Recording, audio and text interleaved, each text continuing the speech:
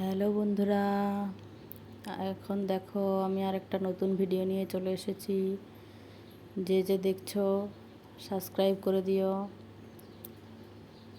আমি আজকে রান্না করছি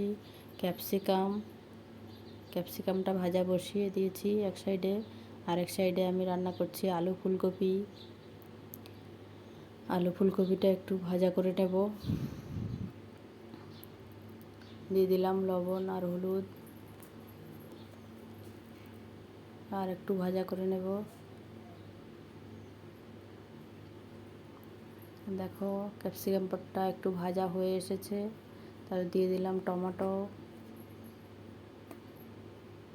ক্যাপসিকামটা একটু ভালো করে না ভাজলে একটু অনেকে খেতে পারে না, আমি একটু ভালো করে ভেজে তারপরে রান্না করি। এই সাইডে বসিয়ে দিয়েছি ভাত হচ্ছে।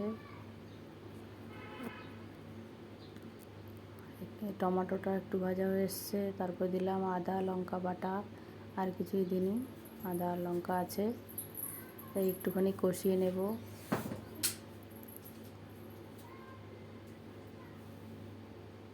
মশলাটা একটু কষে গেলে তারপরে জল দিয়ে দেব।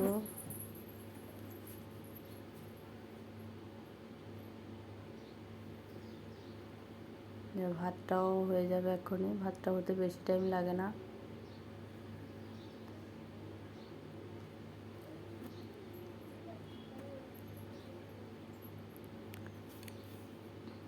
হ্যাঁ, আলু ফুলকপিটাও রান্না হচ্ছে, ভাজা হয়ে এসেছে।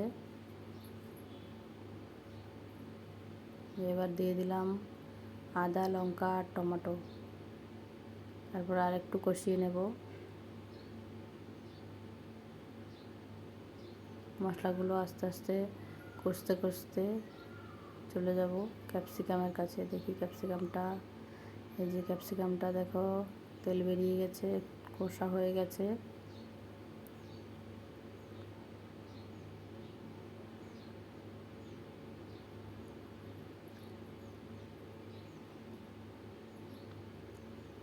দিয়ে দিলাম এবার জল, একটুখানি জল দেব।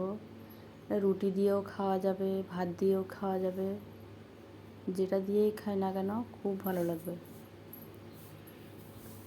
এটা বসিয়ে দিলাম একটু।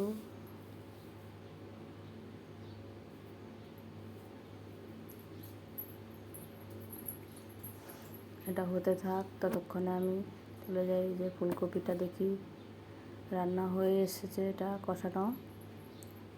এবার ফুলকপিটার মধ্যেও জল দিয়ে দেবো।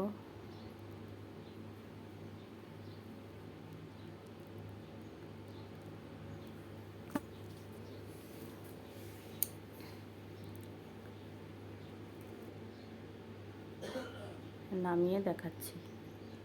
দেখো বন্ধুরা, হয়ে গেছে জিরার গুঁড়ো দিয়ে। এবার নামিয়ে নেব আমি। ফুলকপিটাও হয়ে গেছে, এর মধ্যেও জিরে পাউডার দিয়ে দিলাম। তারপর নামিয়ে নেব। ভিডিওটা যদি ভালো লেগে থাকে তাহলে একটা লাইক দিও, কমেন্টে জানিও কেমন হয়েছে। এই যে আমি নামিয়ে নিয়েছি ফুলকপি ক্যাপসিকাম আর ভাত।